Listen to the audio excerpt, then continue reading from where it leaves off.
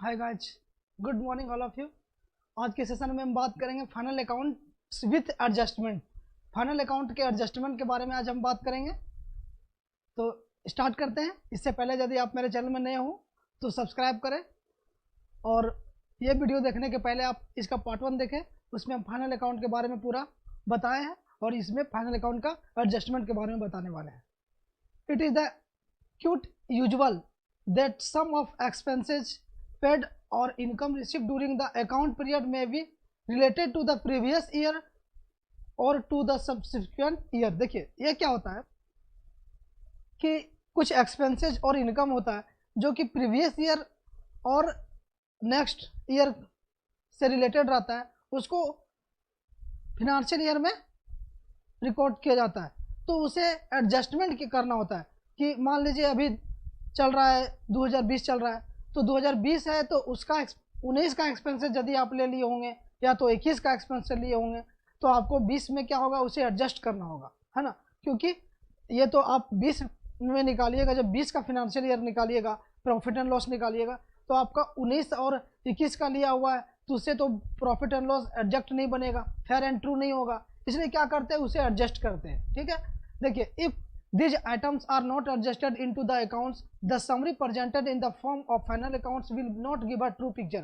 देखिए यदि इस आइटम को एडजस्ट नहीं करेंगे अकाउंट में तो क्या होगा कि ये एक सही नहीं बताएगा। यहाँ पे आपका जो फिनेंशियल ईयर का जो प्रॉफिट एंड लॉस है वो एक्यूरेट नहीं बताएगा और बैलेंस शीट भी नहीं मैच करेगा। All items which need alteration और which are to be bought into record at the time of preparation of final accounts are called adjustment. देखिए फाइनल अकाउंट जब प्रिपेयर करते समय जितने भी आइटम है उसको जो एडजस्ट करते हैं, जो प्रीवियस ईयर का है, नेक्स्ट ईयर का है, उसे असेसमेंट ईयर में एडजस्ट करते हैं, उसे हम कहते हैं कि ये एडजस्टमेंट है। ठीक है, देखिए यहाँ पे क्या है, एडजस्टमेंट एंट्रीज। एडजस्टमेंट का एंट्री जो होता है, देखिए मीनिंग के बारे में भी हम बता दिए कि कुछ ऐसा एक्सपेंसेज और रेवेन्यू होता है जो आप प्रीवियस ईयर का हो या तो नेक्स्ट ईयर का हो, उसे फिनेंशियल ईयर में लिए हुए हैं तो उसे एडजस्ट करना होता है ना। तो ये मीनिंग हो गया। अब देखिए नेक्स्ट में क्या है, नीड फॉर एडजस्टमेंट एंट्री। देखिए इसका एडजस्टमेंट एंट्री का आवश्यकता क्या है, इसे पढ़ेंगे। Ensure that income statement only reports revenue losses expenses that is earned include during accounting period, receivable and liabilities balance sheet represent true amount. यदि इसे आप अकाउंटिंग पीरियड में एडजस्ट करेंगे सही तरीके से तो क्या होगा कि ये बैलेंस शीट जब बनाएंगे तो लायबिलिटी और एसेट्स जो होगा वो बैलेंस शीट में मैच करेगा, वो दोनों इक्वल होगा। और यदि आप इधर नहीं एडजस्ट करते हैं तो बैलेंस शीट आपका डिफर कर जाएगा, इक्वल नहीं होगा। ठीक है, देखिए आगे क्या है, इसका बेनिफिट क्या होता है कि ये एडजस्टमेंट करने से क्या होता है कि आप बिजनेस में जो प्रॉफिट एंड लॉस होता है ना, वो एग्जैक्ट पता चलता है कि हाँ इतना हुआ इस साल का। क्योंकि इसमें यदि आप नेक्स्ट ईयर का भी इंक्लूड कर देंगे तो आपका इस ईयर का एग्जैक्ट प्रॉफिट एंड लॉस नहीं निकल पाएगा। ठीक है, इसलिए फिनेंशियल अकाउंट में फाइनल अकाउंट प्रिपेयर करते समय क्या होता है कि एडजस्टमेंट करना बहुत ज़रूरी है। ठीक है, देखिए नेक्स्ट क्या है, टाइप ऑफ एडजस्टमेंट एंट्रीज। देखिए इसका एडजस्टमेंट एंट्रीज का कितने टाइप होते हैं। ठीक है, देखिए यहाँ पे क्या हुआ, एक्यूरेट इनकम रेवेन्यू, फिर एक्यूरेट एक्सपेंसेज है, फिर है deferred expenses, depreciation expenses, deferred revenue, doubtful accounts और बैड डेट्स। ये एडजस्टमेंट एंट्री के टाइप है। ठीक है, आगे देखिए, अब क्लोजिंग स्टॉक को एडजस्ट करना है, कैसे करेंगे, यहाँ पे देखिए दिया हुआ है closing stock, the adjustment regarding closing stock are. देखिए क्लोजिंग स्टॉक को एडजस्ट करते समय क्या रिगार्ड करना है, देखिए यहाँ पे it is credited to the trading account. जैसे कि हम पहले वाले वीडियो में भी बता चुके हैं कि क्लोजिंग स्टॉक जो होता है वो ट्रेडिंग अकाउंट के क्रेडिट साइड में होता है ना। और ये क्या करता है कि बैलेंस शीट जब बनाते हैं ना तो वो एसेट साइड में जाता है। ठीक है, यही यहाँ पे भी यही बता रहे, और इसका एंट्री भी हम पहले वाले वीडियो में बता चुके हैं, closing stock account debit to trading account. ठीक है, नेक्स्ट देखिए, इसको एडजस्ट करेंगे परचेज एंड क्लोजिंग स्टॉक को। Sometimes the closing stock may be included in the trial balance itself। देखिए कभी कभी ऐसा होता है कि क्लोजिंग स्टॉक जो होता है ना वो ट्रायल बैलेंस में इंक्लूड रहता है। That means the opening and closing have been adjusted in the purchase. इसका मतलब क्या होगा कि परचेज में ही आप ओपनिंग और क्लोजिंग स्टॉक को एडजस्ट करेंगे। ठीक है, देखिए here the opening stock will not appear in the trial balance. यहाँ पे क्या होता है कि ये ट्रायल बैलेंस में ओपनिंग स्टॉक अपीयर नहीं रहता। The trial balance will show only the figures of adjusted purchase and closing stock. जो ट्रायल बैलेंस जो होता है वो क्या फिगर करता है कि सिर्फ परचेज और क्लोजिंग स्टॉक। देखिए आगे इसके कैसे आप कैलकुलेशन करेंगे, इसका फॉर्मूला क्या होता है यहाँ पे दिया हुआ है कि एडजस्टेड परचेज इक्वल टू क्या होता है, purchase plus opening stock minus closing stock. ठीक है, यहाँ पे देखिए only the adjusted purchase are shown on the debit side. जो एडजस्टेड परचेज होगा ना उसे आप डेबिट साइड में शोन करेंगे। ठीक है, मतलब डेबिट साइड में दिखाएंगे कहाँ, तो ट्रेडिंग अकाउंट का। ठीक है, and closing stock will appear only the asset side of the balance sheet. यहाँ पे क्या होगा, जो क्लोजिंग स्टॉक जो है वो बैलेंस शीट का एसेट साइड में लिखेंगे, और क्लोजिंग स्टॉक को क्योंकि वो एक तरह का एसेट्स है ना, इसलिए उसे डेबिट साइड में सॉरी एसेट साइड में लिखते हैं। ठीक है, देखिए नेक्स्ट पॉइंट में आउटस्टैंडिंग एक्सपेंसेस। देखिए सबसे पहले ये समझेंगे कि आउटस्टैंडिंग एक्सपेंसेस क्या है। ठीक है, देखिए outstanding expenses which have been incurred and are due for payment but have not yet been paid during the accounting period is called outstanding expenses। देखिए ऐसा एक्सपेंसेस जो कि आपका मान लीजिए 2020 का भी हम प्रॉफिट एंड लॉस बना रहे हैं 19-20 का, तो वो क्या होता है कि 19-20 का पूरा 12 मंथ का है, लेकिन आप 9 महीना का दिए 3 महीना का नहीं दिए। जब 3 महीना का नहीं देते हैं तो वो क्या होता है कि वो आउटस्टैंडिंग एक्सपेंसेस कहलाता है। देखिए एग्जांपल में यहाँ पे दिया हुआ है कि 1000 per month is paid the salary to an employ but all together only 11,000 been paid during this year. Here 1 month salary 1,000 is due but not paid and is called outstanding salary। देखिए यहाँ पे क्या है कि 1000 per month salary होता है, कोई भी आप एम्प्लॉय को दे रहे हैं 1000 पर मंथ। ठीक है, तो यहाँ पर 11 महीना का जो 11,000 हुआ आप उसे दे दिए। ठीक है, लेकिन अब यहाँ पे आपको 12 महीना का देना होगा ना, तो 1 महीना का आप ड्यू रखे हैं और अभी तक पेड नहीं किए, तो वो 1 महीना का जो 1000 होगा ना उसे हम कहेंगे कि ये आउटस्टैंडिंग एक्सपेंसेस है। आई होप समझ आ गया होगा कि आउटस्टैंडिंग एक्सपेंसेस क्या होता है। ठीक है, देखिए in order to find the true profit for the year this outstanding amount is to be brought into accounts. This is actually an expenses for the year as well as liability too. देखिए ये क्या होता है, जब आपका 12 महीना का था ना तो 1 महीना का आपका बाकी था, ड्यू था, तो 1 महीना का ड्यू था तो आपके लिए एक्सपेंसेस है ना, लेकिन 1 महीना का आपको पेड करना है ना, तो 1 महीना का आपको पेड करना, तो ये आपका लायबिलिटीज है कि आपको पेड करना है।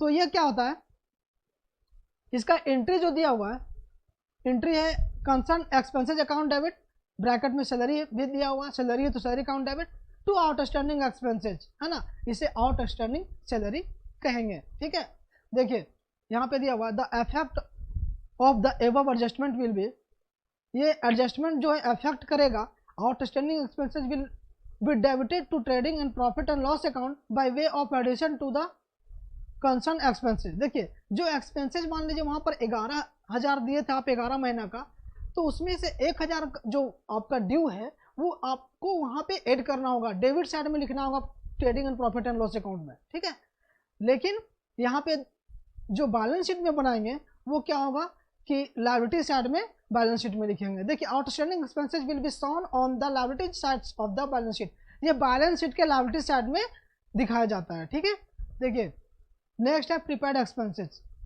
प्रीपेड एक्सपेंसेस क्या हुआ इसके बारे में फिर जानते हैं। देखिए आप आउटस्टैंडिंग एक्सपेंसेस पढ़े, वो क्या होता है कि 1 महीना का आपका ड्यू था, और यहाँ पे क्या होता है प्रीपेड एक्सपेंसेस क्या होता है कि आप एडवांस में दे दिए हैं। देखिए बढ़ते इसको, those expenses which have been paid in advance, वैसा एक्सपेंसेज जो एडवांस में आप पे कर चुके हैं, which benefit will be available in future are called unexpired prepaid expenses. देखिए ये क्या होता है कि आप फ्यूचर के लिए पहले से पेमेंट कर चुके हैं। ठीक है, तो ये क्या कहलाएगा, ये प्रीपेड एक्सपेंसेस कहलाएगा। ये एक तरह का आपका एसेट्स है। देखिए मान लीजिए 12 महीना का आपको एक्सपेंसेस देना था, लेकिन आप 14 महीना का दे दिए। 12 महीना का सैलरी आपको देना था, आप 14 महीना का सैलरी दे दिए, तो क्या इस साल में मान लीजिए 19-20 का जो होता है वो 12 महीना का है, तो आप 20-21 का 2 महीना वाला दे दिए। ठीक है, तो आपको 2 महीना यहाँ काम करना होगा ना, तो आप क्या किए, आपको तो आपके लिए क्या हुआ, ये एसेट्स हुआ, क्योंकि 2 महीना आपका आगे आने वाला समय में एडजस्ट किया जाएगा, ठीक है। लेकिन यहाँ पे क्या करेंगे कि इसे माइनस करेंगे, क्योंकि आप 14 महीना का दे दिए, 12 महीना का ही देना था, 2 महीना एक्स्ट्रा दे दिए, तो यहाँ पे trading and profit and loss account में जब एडजस्ट करेंगे ना, तो उसका जो प्रिपेयर्ड एक्सपेंसेस को माइनस करेंगे, यानी कि लेस करेंगे, ठीक है। देखिए इसका एंट्री दिया हुआ है, prepared expenses account debit to concern expense account. देखिए नेक्स्ट क्या है, the effect of the above adjustment will be. देखिए ये एडजस्टमेंट क्या इफेक्ट करेगा, देखिए it will be deduct from the respective expenses on the debit side of trading and profit and loss account. अभी हम जैसे कि बताया कि ये trading and profit and loss account में क्या होता है कि जो एक्सपेंसेस था उसमें से वो डिडक्ट करेंगे, क्योंकि आप इस 12 मंथ का तो दिए लेकिन 2 मंथ एडवांस दे दिए, 14 मंथ दे दिए, तो वहां पे क्या होगा कि वो डिडक्ट होगा।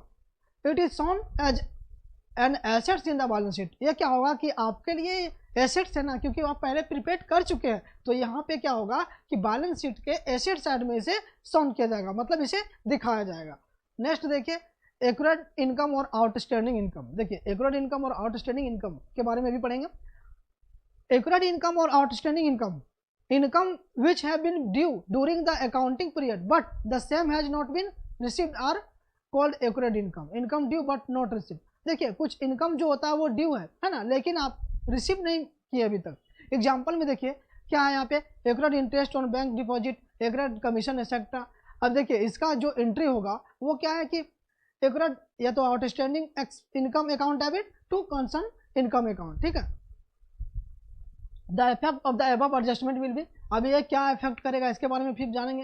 It will be shown in the credit side of the profit and loss account by way of addition to the income. देखिए ये क्या करते हैं कि प्रॉफिट एंड लॉस अकाउंट के क्रेडिट साइड में लिखते हैं, है ना, क्योंकि ये इनकम में ऐड होता है, एक तरह का आपका इनकम है जो आपको मिलने वाला है, ठीक है। अब देखिए it will be shown on the asset side of the balance sheet as on accurate income. जो एक्यूरेट इनकम होता है ना वो बैलेंस शीट के एसेट साइड तरफ इसे लिखते हैं, ठीक है। आई होप समझ आ गया होगा। देखिए नेक्स्ट है क्या, इनकम रिसीव इन एडवांस। देखिए इनकम जो है ना आप एडवांस में रिसीव कर लिए, इसका एग्जांपल में देखिए रेंट रिसीव इन एडवांस है, कमीशन रिसीव इन एडवांस है, इसे पढ़ते हैं। A portion of the income receive during the current year में related to the future period is called unearned income और इनकम रिसीव इन एडवांस। देखिए ऐसा income जो आप करंट ईयर का तो लिए ही, लेकिन फ्यूचर वाले ईयर मतलब नेक्स्ट ईयर का भी इनकम आपको अभी ही हो गया, तो उसे हम क्या कहेंगे कि ये रेंट उसे क्या कहेंगे कि ये इनकम रिसीव्ड इन एडवांस हुआ है, ठीक है। देखिए एग्जांपल में मान लीजिए अभी आपके घर मान लीजिए आप मकान को किराए पे लगाते हैं, ठीक है, तो आपको 1 साल का किराया पहले दे दिया, ठीक, 2020 का किराया आपको पेड कर चुका, ठीक है। अब आप क्या किए कि आपको 2020 का पेड किया, उसके साथ में आपका 2021 का भी 4 महीना का पैसा दे दिया, ठीक है। तो क्या हुआ, ये तो एडवांस में आप इनकम कर लिए, तो यहाँ पर यही लिखा हुआ रेंट रिसीव्ड इन एडवांस, मतलब आप जो किराए पे मकान लगाए हुए हैं उससे आपको एडवांस में रेंट आ गया है। कमीशन रिसीव्ड इन एडवांस, कोई कमीशन जो आपको मिल रहा है वो एडवांस में मिल गया। देखिए इसका एडजस्टमेंट एंट्री क्या होगा, इसका एंट्री है concern income account debit to income received in advance, ठीक है। देखिए इफेक्ट क्या करेगा ये, it will be deduct from concern income on the credit side trading and profit and loss account. देखिए कंसर्न इनकम जो है जो आप trading and profit and loss account में क्रेडिट किए हैं उसमें वो डिडक्ट होगा, और ये क्या होगा कि आप पहले ले चुके हैं, है ना, तो इसे लायबिलिटी साइड में शो करेंगे बैलेंस शीट में, ठीक है।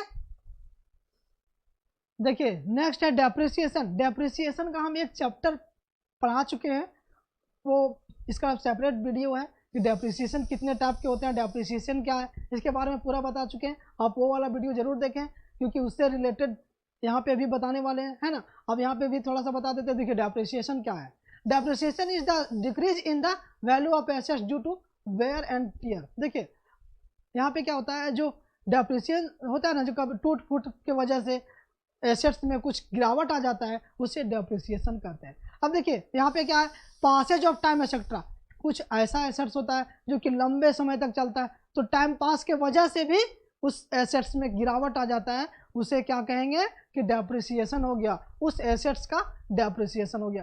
देखिए हम वहाँ पे आपको डेप्रिसिएशन वाले चैप्टर में डेप्रिसिएशन बताए हैं फिर डिप्लेशन भी बताए हैं, फिर अमोर्टाइजेशन भी बताए हैं। बस वो वीडियो आप जरूर देखें ताकि आपको पूरा समझ में आ जाएगा। देखिए यहाँ पे क्या हुआ, this is an operating expenses to the business and to arrived at the correct profit और लॉस में be business it should be charge debited from to profit and loss account. देखिए डेप्रिसिएशन जो होता है ना, वो प्रॉफिट एंड लॉस अकाउंट का debit side में लिखते हैं, ठीक है। इसका एंट्री क्या होता है, depreciation account debit to concern assets. जिससे कोई भी एसेट, जैसे प्लांट एंड मशीनरी पर डेप्रिसिएशन लगा है तो वहां पर डेप्रिसिएशन अकाउंट डेबिट करेंगे, टू में प्लांट एंड मशीनरी करेंगे, ठीक है।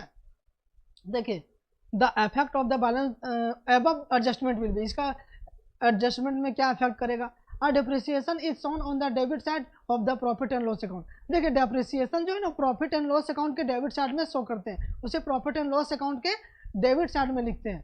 It is shown on the asset side of the balance sheet bye way of deduction from the concern asset. देखिए ये बैलेंस शीट के एसेट साइड में लिखते हैं। अब देखिए बैलेंस शीट के एसेट साइड में क्यों लिखते हैं, देखिए फर्नीचर का मान लीजिए वैल्यू है 1 लाख, ठीक है। अब फर्नीचर का वैल्यू 1 लाख है, 10% डेप्रिसिएट कर गया तो कितना हुआ, 10,000 हुआ।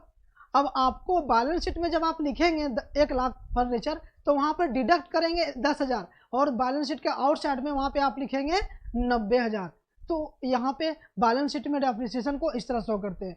इसका जब प्रॉब्लम बताएंगे ना तो और अच्छा से समझ में आएगा, अभी आपको बेसिक कॉन्सेप्ट बता रहे हैं। देखिए बेड डेट्स, बेड डेट्स के मतलब भी आप जानते होंगे क्या होता है बेड डेट्स, ठीक है। Any recoverable portion of sundry debtors is termed as bad debts if bad debts is given outside of the trial balance given as adjustment. It is termed as further bad debts. It may so happen that the debt becomes bad after the preparation of trial balance. देखिए bad debts क्या होता है, इसके बारे में थोड़ा सा जानते हैं। जैसे देखिए एग्जांपल में हम लेते हैं कि जब किसी को आप क्रेडिट पे कोई सामान दे दिया, ठीक है। मान लीजिए 10,000 का आप किसी को, कोई भी कस्टमर को आप सामान दिए हैं, लेकिन वो उधारी में दे दिए, ठीक है, क्रेडिट पे दे दिए, बट आपको वो 8,000 रुपया दिया, बोला 2,000 रुपया फिर हम दे देंगे बाद। अब 2,000 रुपया में से बोला कि 1,000 रुपया दे दिया, बोला 1,000 रुपया देने के लिए असक्षम है, ठीक है, वो नहीं दे पा रहा है, तो आपका 1,000 जो हुआ ना वो आपका पैसा डूब गया, उसे हम क्या कहेंगे कि वो बेड डेट्स है, ठीक है। तो वही बेड डेट्स को क्या करते हैं, एक तरफ का ये आपके लिए क्या हुआ, लॉस हुआ ना, क्योंकि आपका 10,000 का चीज था, 8,000 रुपया मिला और 2,000 रुपया आप बोला बाद में देंगे, 2,000 रुपया में 1,000 रुपया दे दिया, 1,000 रुपया आपका बेड डेट्स करा गया, मतलब कि वो पैसा डूब गया। ये क्या करता है, depreciation is shown on the debit side. Sorry, देखिए इसका जो एंट्री है वो क्या है, bad debts account debit to debtor account. ये डेटर पे होता है, अभी बताया डेटर मतलब जो उधार पे कुछ सामान ले जाता है ना, तो वही उसी से जो पैसा नहीं मिलता उसे बेड डेट्स कहते हैं, bad debts account debit to debtors account. देखिए अब ये इफेक्ट एडजस्टमेंट में क्या करेगा, देखिए it should be shown on the debit side of the profit and loss account as it is a loss to the business. ये profit and loss account के debit side में लिखते हैं, और ये बिजनेस का क्या है, बिजनेस का लॉस है। It should be deducted from sundry debtors on the asset side of the balance sheet as it is recoverable. देखिए ये क्या होता है कि ये बैलेंस शीट के एसेट साइड में लिखते हैं, और ये बैलेंस शीट के एसेट साइड में जो डेटर होता है ना उसमें से उसे डिडक्ट करते हैं बेड डेट्स को, ठीक है। देखिए if the bad debts is given in the trial balance, यदि बेड डेट्स ट्रायल बैलेंस में दिया होगा, it means that it has already been adjusted with the sundry debtors and hence did not be deducted from sundry debtors against while preparing the balance sheet। देखिए यदि वो trial balance में दिया हुआ रहता है ये बेड डेट्स, तो इसमें क्या होता है कि ये सन्ड्री डेटर में ऑलरेडी पहले से डिडक्ट किया रहता है, ठीक है, तो उसे आपको बैलेंस शीट में फिर से डिडक्ट नहीं करना होता, but it should be shown on the debit side of the profit and loss account. लेकिन इसे प्रॉफिट एंड लॉस अकाउंट के डेबिट साइड में आपको लिखना होगा, इसे आपको दिखाना होगा, ठीक है, बैलेंस शीट में नहीं करना होगा कुछ।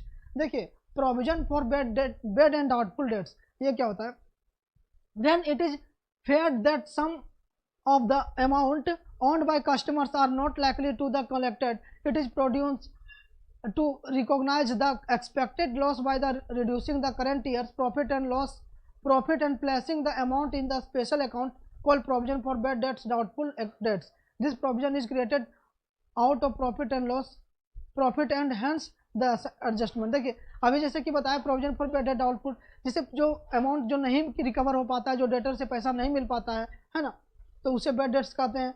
अब यहाँ पे देखिए क्या हुआ है कि इसका एंट्री क्या होगा, इसका एंट्री देखिए profit and loss account to provision for bad and doubtful debts, the effect of the above adjustment it will be shown an addition to the bad debts on debit side of the profit and loss account. देखिए profit and loss account में क्या होगा कि ये debit side में लिखेंगे, it should be deducted from sundry debtors on the asset side of the balance sheet. जैसे कि बैड डेट्स में बताए थे कि ये बैलेंस शीट के एसेट साइड में डेटर पे डिडक्ट किया जाएगा, डेटर पे माइनस किया जाएगा। देखिए अब बैड डेट्स इन पीएल अकाउंट, ठीक है, प्रॉफिट एंड लॉस अकाउंट में बैड डेट्स क्या होता है, देखिए 2 में दिया हुआ है ये बैलेंस बीडी, ठीक है, और जो पहले से था बैड डेट्स। अब देखिए प्लस में न्यू बैड डेट्स जो आए सो, और यहाँ पर क्या है बैड डेट्स आर जो रिजर्व होता है, फिर बैड डेट्स ओल्ड, यहाँ पे प्लस करते हैं, फिर प्लस करते हैं, फिर माइनस करते हैं, ठीक है। इसको जब प्रॉब्लम बताएंगे तो समझ में आ जाएगा। देखिए provision for discount on debtor, जो प्रोविजन होता है डेटर को डिस्काउंट देते हैं, provision for discount on debtors, cash discount में भी granted to customer to ensure prompt payment of their dues. देखिए कैश डिस्काउंट क्यों देते हैं भाई, क्योंकि जब पेमेंट ड्यू है ना तो उसे जल्दी क्विक पेमेंट के लिए कि यदि हम कैश डिस्काउंट उसको देंगे कि जल्दी पैसा पेमेंट करो तब तुमको कैश डिस्काउंट मिलेगा, तो वो कैश डिस्काउंट के लालच से आपको पैसा जल्दी देगा। तो यही बोल रहा है कि प्रॉम्प्ट पेमेंट के लिए यहाँ कैश डिस्काउंट दिया जाता है। ये provision for this purpose is created out of the profit and it in calculated certain percentage on good debtors. Therefore देखिए इसका जो परसेंटेज होता है ना वो गुड डेटर्स पे किया जाता है। देखिए गुड डेटर्स में क्या होता है कि sundry debtors minus further bad debts minus provision for doubtful debts. इसका जो एंट्री करेंगे वो क्या है, profit and loss account debit to provision for discount on debenture. यहाँ पे क्या है इसका entry, profit and loss account debit to provision for discount on debenture account, ठीक है। अब देखिए ये इफेक्ट क्या करेगा, the amount of provision for discount on debenture should be debited to the profit and loss account. ये profit and loss account के debit side में लिखेंगे और it should be shown by way of deducting from sundry debtors in the balance sheet after deducting further bad debts and new provision for bad debts. यहाँ पे क्या होता है कि ये बैलेंस शीट में एसेट्स में जो डेटर आता है उसमें डिडक्ट किया जाता है, उसमें लेस किया जाता है, ठीक है। देखिए मैनेजर कमीशन, अब मैनेजर कमीशन के बारे में पढ़ेंगे। जैसे देखिए मैनेजर क्या होता है, जैसे कि आप का बिजनेस है उसमें मैनेजर भी होता है ना, तो मैनेजर को कमीशन दिया जाता है। Sometimes the manager are paid a commission calculate as certain percentage on the profit. ये क्या होता है कि प्रॉफिट पे उसे कुछ परसेंटेज कमीशन दिया जाता है, ठीक है। सच कमीशन में अभी बिफोर चार्जिंग सच कमीशन और आफ्टर चार्जिंग सच कमीशन। देखिए कुछ कमीशन ऐसा होता है जो कि बिफोर चार्जिंग होता है और कुछ आफ्टर चार्जिंग होता है, तो इसके बारे में भी हम पढ़ेंगे एक एक करके। बिफोर का भी, बिफोर क्या होता है, आफ्टर क्या होता है। तो देखिए इसका जो एंट्री होगा वो profit and loss account debit to managers, है ना, कमीशन अकाउंट। देखिए अब यहाँ पे दिया हुआ है कि the procedure the calculation of commission before charging such commission.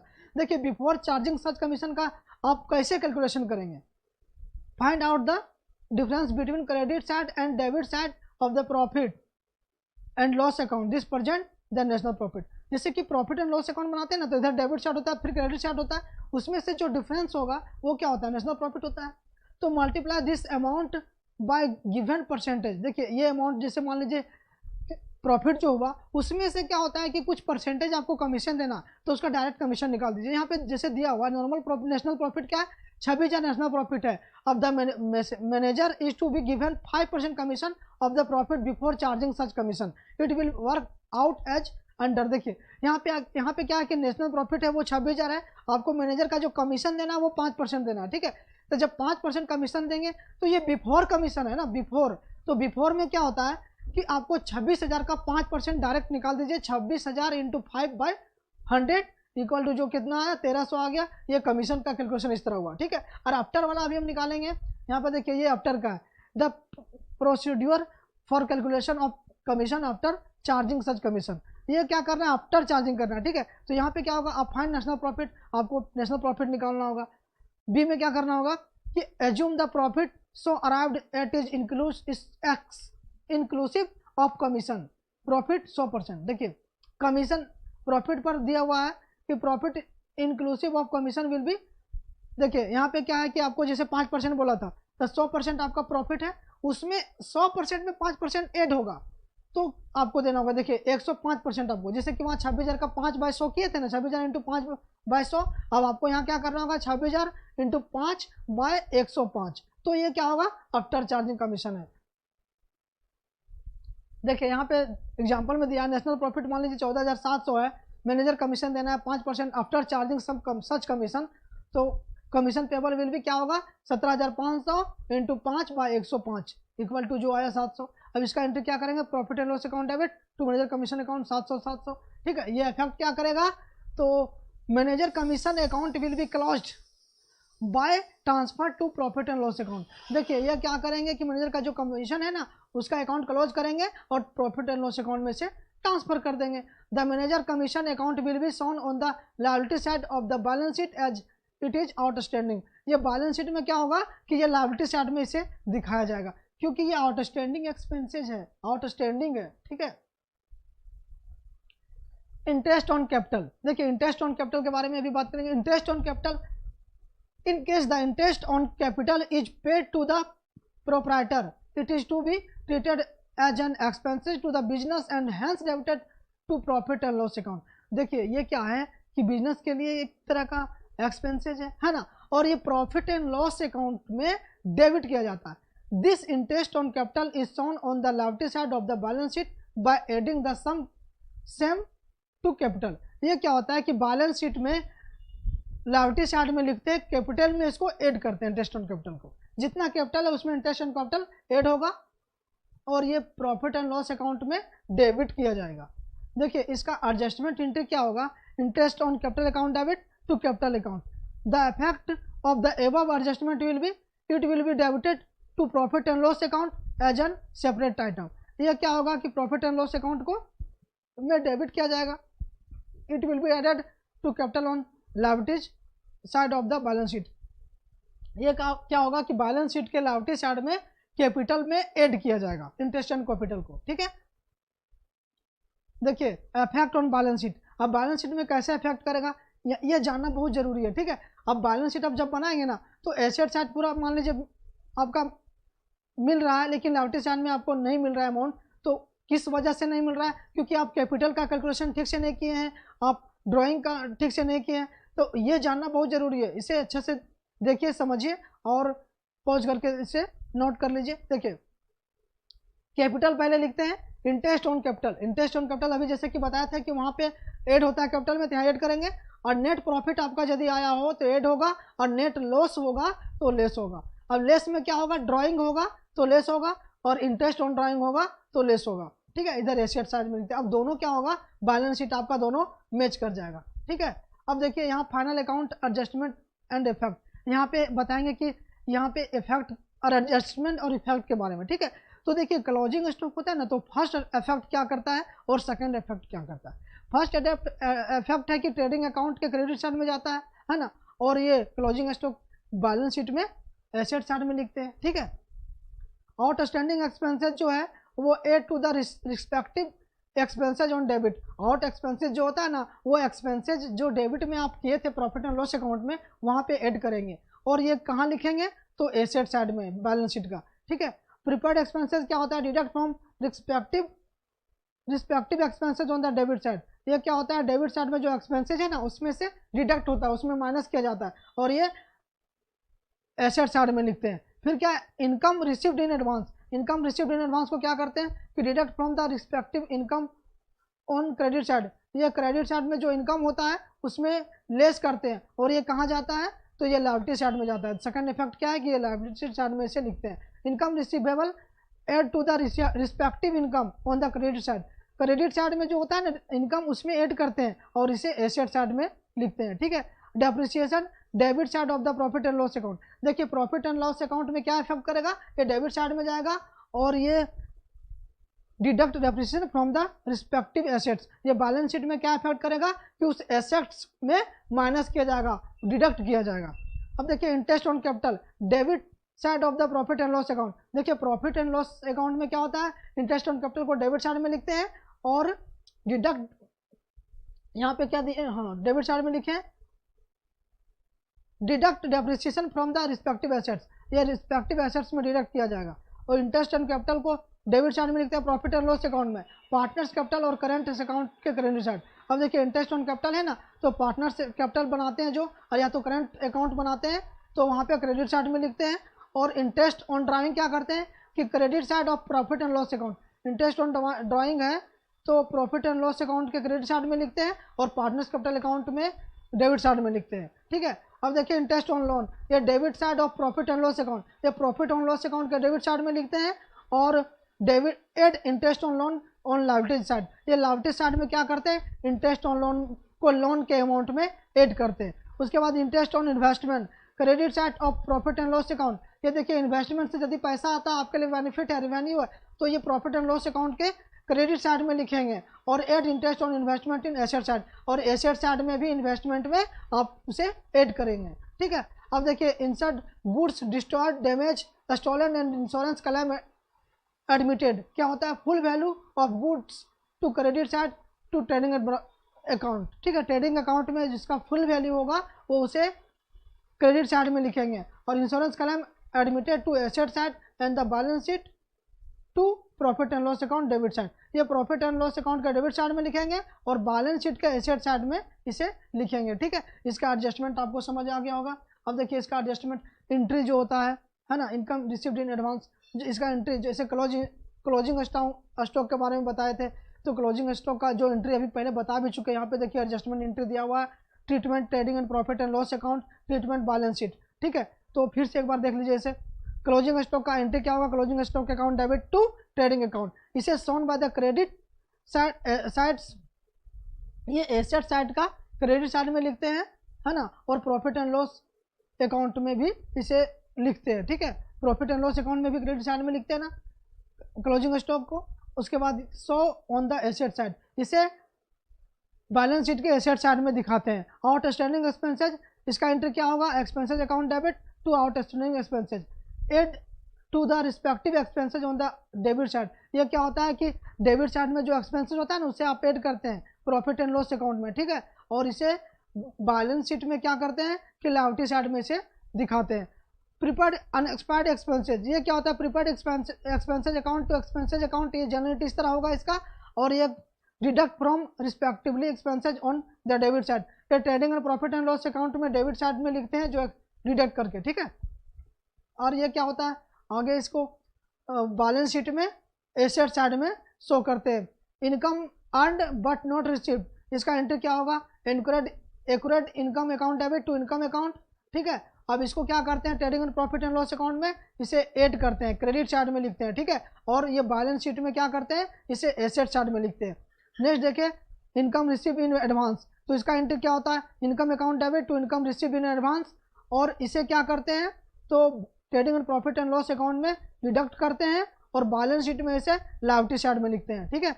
Next है डेप्रिसिएशन, तो डेप्रिसिएशन का एंट्री क्या होता है, depreciation account debit to assets account, इसे trading and profit and loss account में डेबिट साइड में दिखाते हैं और इसे एसेट्स का वैल्यू जो होगा बैलेंस शीट में डिडक्ट करते हैं,